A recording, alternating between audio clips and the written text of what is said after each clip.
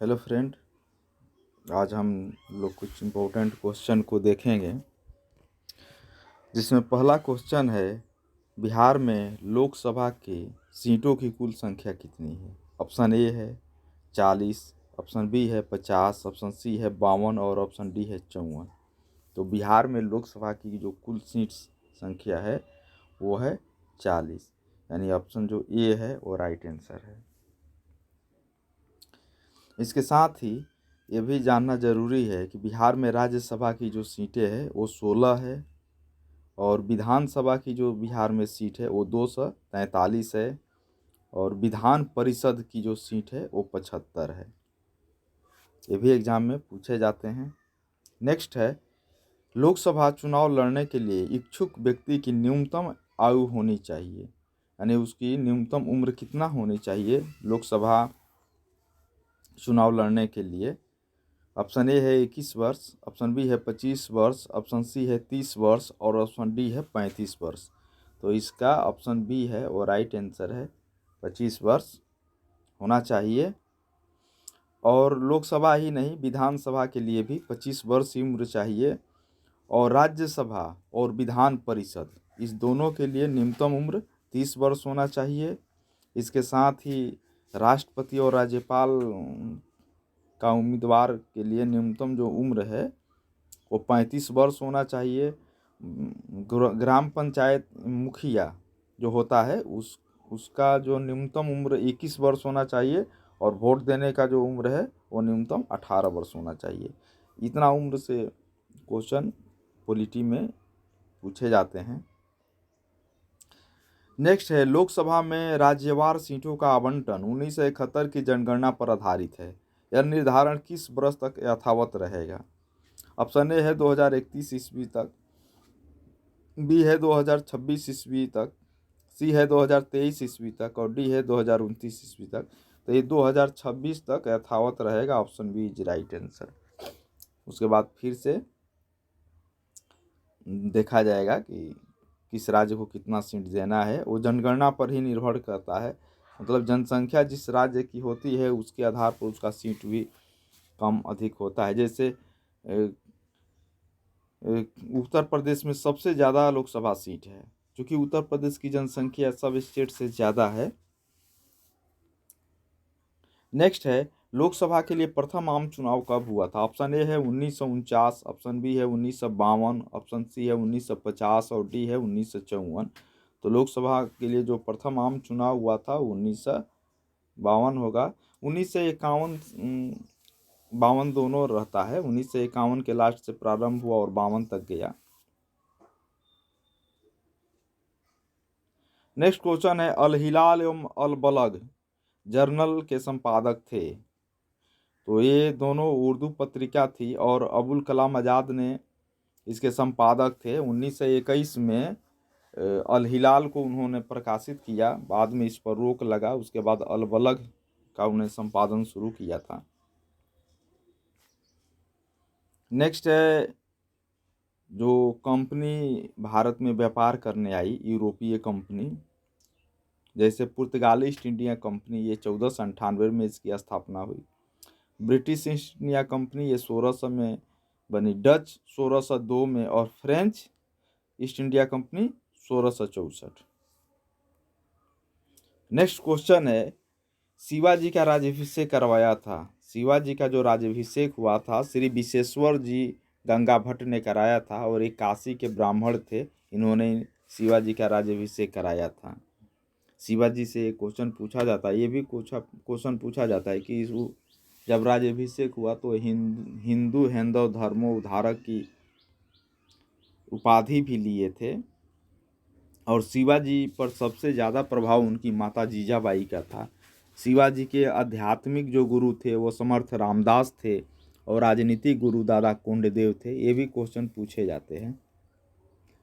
Next है किस मुगल शासक के काल को संगमरमर का काल कहा जाता है।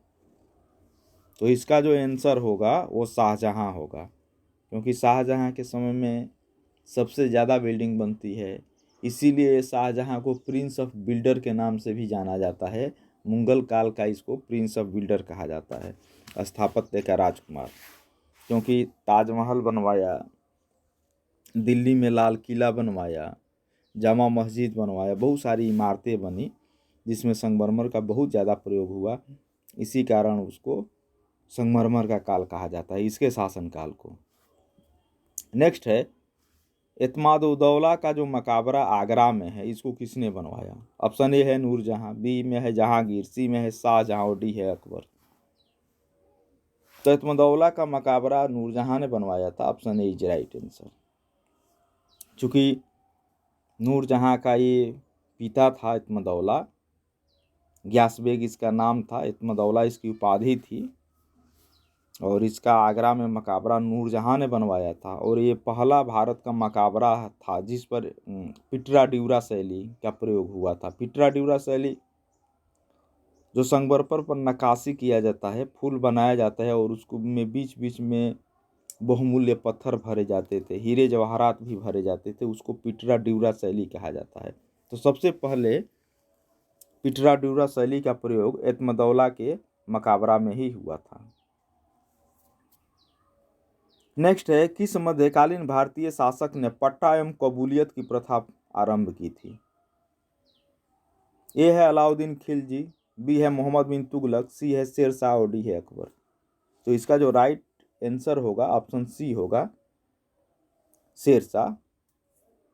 शेरशाह ने पट्टा और कबूलियत की प्रथा आरंभ की थी। उसने किसानों को पट्टा दिया और पट्टा में लिखा रहता था कि लगान की दर क्या है, और उस पट्टा को किसान कबूल करते थे,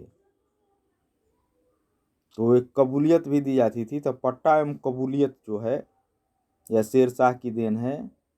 आप जानते हैं कि शेरशाह ने भूमि का जो बंटवारा किया था वो 3 भाग में किया था, उत्तम भूमि, मध्यम भूमि और निम्न भूमि।